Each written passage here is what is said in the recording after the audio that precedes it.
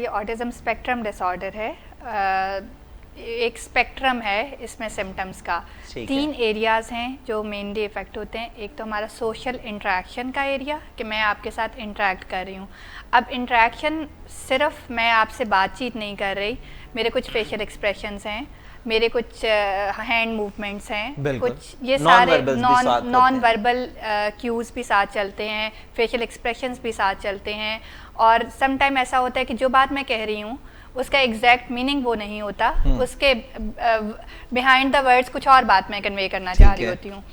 तो ये सब चीज़ें कम्युनिकेशन का हिस्सा होती हैं, सोशल इंटरेक्शन का हिस्सा होती हैं। तो इनकी एक तो सोशल इंटरेक्शन में डेफिशिएंसीज होती हैं, कुछ मसले होते हैं, कम्युनिकेशन में कुछ मसले होते हैं, कम्युनिकेशन भी जैसे आपस की कम्युनिकेशन है, और तीसरा बिहेवियरल इश्यूज होते हैं। ठीक है, जिसमें बात की कि कुछ रेपिटेटिव बिहेवियर हो सकते हैं। ठीक है, 3 एरियाज़ में डिक्लाइन होता है, कम्युनिकेशन में, सोशल इंटरेक्शन में और बिहेवियरल इश्यूज होते हैं। ठीक है, ऑटिज़म स्पेक्ट्रम डिसऑर्डर कहते हैं क्योंकि इसमें 2-3 डिसऑर्डर्स, अगर देखा जाए 2-3 डिसऑर्डर्स इसमें आते हैं। अगर ये प्रॉब्लम एक बच्चे में, एक तो मुझे ये बताएं कि एज कितनी पे होता है ये स्टार्ट, ये कब हम मालूम कर सकते हैं? फिर मेरे फर्दर जो क्वेश्चन, इसमें कुछ चीज़ें देखने वाली हैं।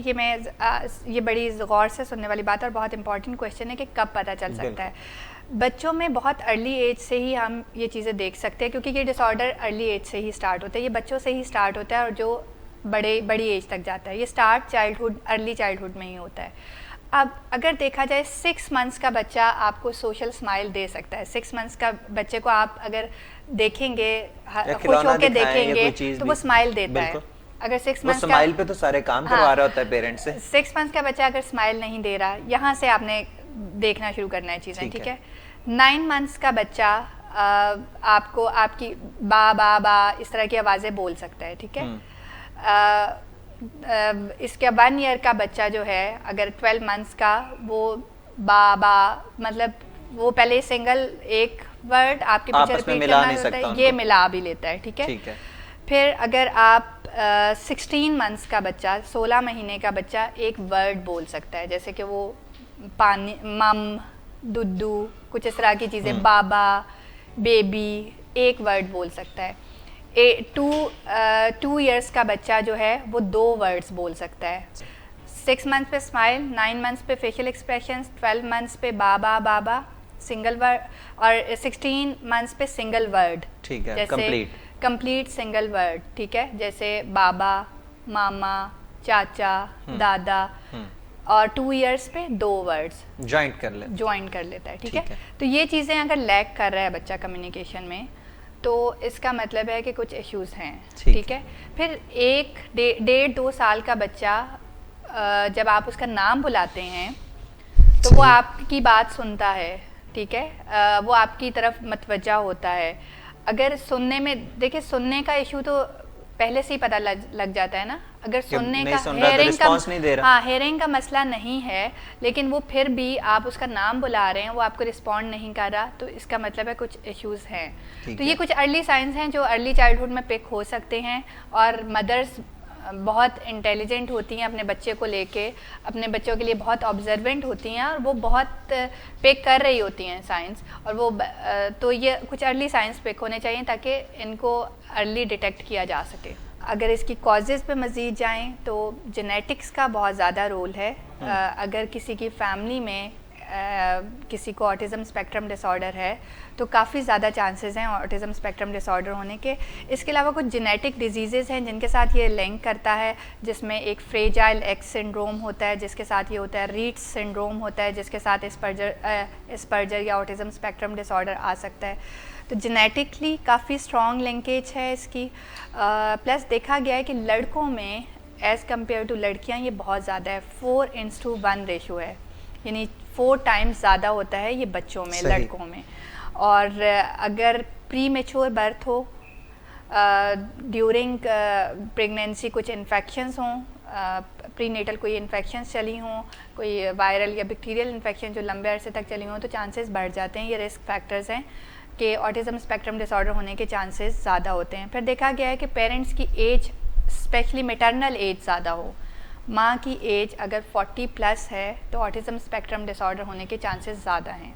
मेरा अब ये सवाल है आपसे मिस कि ये जो सारा प्रॉब्लम स्टार्ट हो गया, एक बच्चा इसमें इंडल्ज हो गया, अब इसकी ट्रीटमेंट, जैसे कि आपने कहा कि इसको मैनेज किया जा सकता है, तो क्या ट्रीटमेंट के क्या पहलू इस्तेमाल किए जा सकते हैं, क्या गोल्स रखे जा सकते हैं जिनको अचीव करके हम इस प्रॉब्लम को कम से कम एक बच्चे में देख सकते हैं और उसकी जो फर्दर लाइफ है, फ्यूचर लाइफ, उसको बेहतर बना सकते हैं? उसमें सबसे पहले तो आमिर हमें इसको डायग्नोज करना है, ठीक है, ऑटिज्म स्पेक्ट्रम डिसऑर्डर को।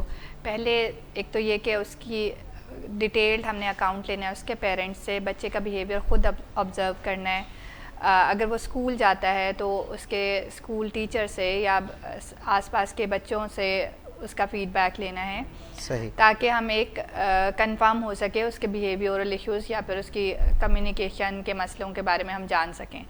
फिर उसके बाद दूसरा हमने देखना है कि ये साथ में कोई और मसला तो नहीं, जैसे मैंने पहले बताया कि कुछ जेनेटिक इश्यूज़ होते हैं जिनके साथ ऑटिज़म स्पेक्ट्रम डिसऑर्डर हो सकता है, जिसमें उसमें जेनेटिक स्टडीज़ की जा सकती है, जिसमें रीड सिंड्रोम या फिर फ्रेजाइल एक्स सिंड्रोम वगैरह है, जिनके साथ ऑटिज़म स्पेक्ट्रम डिसऑर्डर हो सकता है। अब ये सब जानने के बाद जब आपका डायग्नोसिस कंफर्म हो गया है कि it is autism spectrum disorder, तो फिर इसकी मैनेजमेंट की तरफ आना है। पहली तो मैनेजमेंट है साइकोलॉजिकल मैनेजमेंट। आपने पेरेंट्स को बताना है कि बच्चे को ये मसला है, ठीक है, इस मसले का मुकम्मल इलाज मुमकिन नहीं है, इसको मैनेज किया जा सकता है, ठीक है। पूरी तरह से इसको एक्सप्लेन करना है ऑटिज़म स्पेक्ट्रम डिसऑर्डर है क्या, उसको किस किस जगह पे प्रॉब्लम है और उस प्रॉब्लम को कैसे हैंडल करना है। जैसे कि उसको अगर कम्युनिकेशन बैरियर हैं तो आपने पेरेंट्स को समझाना है कि उसको सिंपल बात कही जाए, ठीक है, जो मतलब ऐसी बात ना की जाए जैसे आपने शुरू में बताया कि माएँ अक्सर बच्चों को कहती हैं कि इधर आओ मैं ज़रा तुम्हें ठीक करती हूँ, तो वो असल में तो उसकी फेंटी होनी होती है बच्चे की, तो आपने बता दी, डिस्क्लोज कर दी मेरी बात। एग्जैक्टली, तो वो बच्चे को सिंपल स्ट्रेट बात की जाए, ठीक है, प्लस उसके एनवायरनमेंट में जहाँ पे वो रह रहा है, जो कमरा है, जो घर है, उसमें चेंजेस कम से कम की जाए, क्योंकि इसके माहौल में ज़रा सी भी चेंज होती है तो ये डिस्टर्ब हो जाता है बच्चा, ठीक है। एक तो माहौल को कुछ इस तरह का बनाया जाए कि जहाँ पे चेंजेस कम से कम हो, ठीक है, वो जो खेलता है, जो फिक्स्ड प्लेस है या फिक्स्ड रूटीन है, थोड़ा सा उसके साथ चला जाए, उसमें कोशिश की जाए कि इतनी चेंजेस ना हो, ठीक है। फिर बच्चे पे काम करते हैं, आहिस्ता आहिस्ता बच्चे पे काम करना शुरू करते हैं। इसको अप्लाइड बिहेवियर एनालिसिस एक ट्रीटमेंट होती है, एनालिसिस करते हैं बिहेवियर पे, बिहेवियर थेरेपी है, अप्लाइड बिहेवियर थेरेपी। उसमें बिहेवियरल टेक्निक्स हैं जो अप्लाई की जाती हैं, बच्चे के बिहेवियर पे काम किया जाता है, सेशंस होते हैं, बच्चों को बच्चे के मुताबिक चला जाता है और बच्चे पे काम किया जाता है ताकि इसमें इम्प्रूवमेंट लाई जा सके। अगर इस सब के बाद भी इम्प्रूवमेंट नहीं आती, बच्चे का एग्रेशन है, बच्चा हाइपर एक्टिव हो रहा है, गुस्सा कर रहा है, चीज़ें तोड़ फोड़ रहा है, अपने आप को नुकसान पहुंचा रहा है, या उसकी नींद के मसले हैं, खाने पीने के मसले हैं, तो तब इन इश्यूज़ को इंडिविजुअली मेडिकल हेल्प से हैंडल किया जाता है। जैसे अगर खाने पीने के मसले हैं उसके, वो खाना पीना बहुत फिक्स्ड है और वो उसके अलावा कुछ चीज़ें नहीं खाता, तो आप उसको सप्लीमेंट्स ऐड कर सकते हैं, कोई वाइटामिन्स, कोई फूड सप्लीमेंट्स किसी चीज़ में मिला के, दूध में मिला के वो उसको दे दिया, ठीक है। अगर उसकी नींद का मसला है तो थोड़ी सी नींद की कोई दवाई शामिल कर दी ताकि उसकी रूटीन बेहतर हो सके, नींद वो प्रॉपर ले सके, क्योंकि जितनी नींद वो कम लेगा उतना ही एग्रेशन ज़्यादा होगा।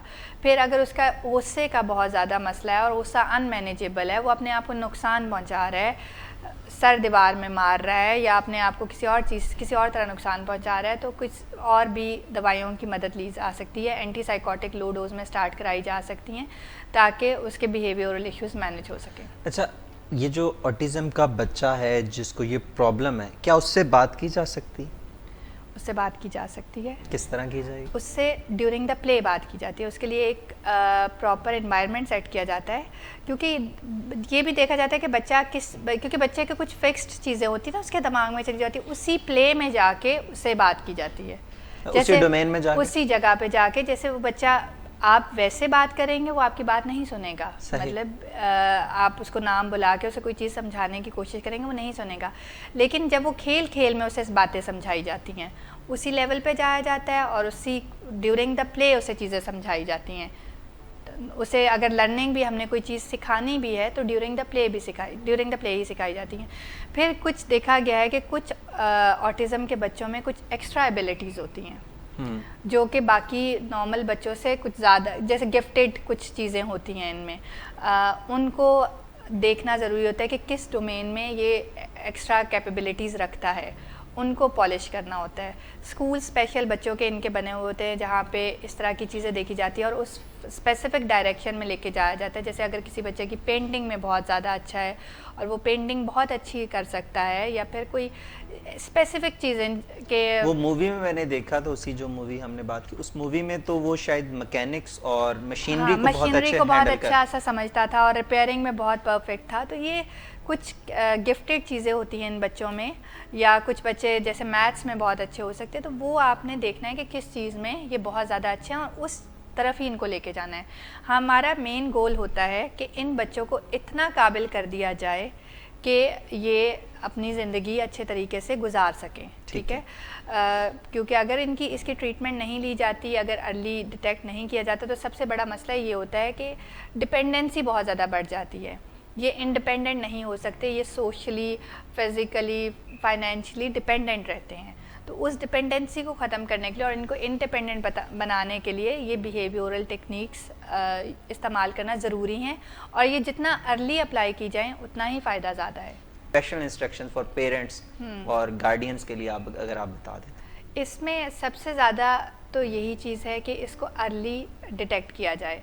जितना अर्ली इसको डिटेक्ट कर लिया जाएगा उतना ही ट्रीटमेंट अच्छे से हो सकेगी, मैनेज इसको अच्छे से किया जा सकेगा और बच्चे को एक सोसाइटी का इम्पॉर्टेंट मेंबर बनाया जा सकता है, एक प्रोडक्टिव मेंबर बनाया जा सकता है। अर्ली साइंस पिक करने, और वो ज़्यादातर मदर्स ही, क्योंकि बच्चों के साथ होती हैं 24/7, वो ही पिक कर सकती हैं।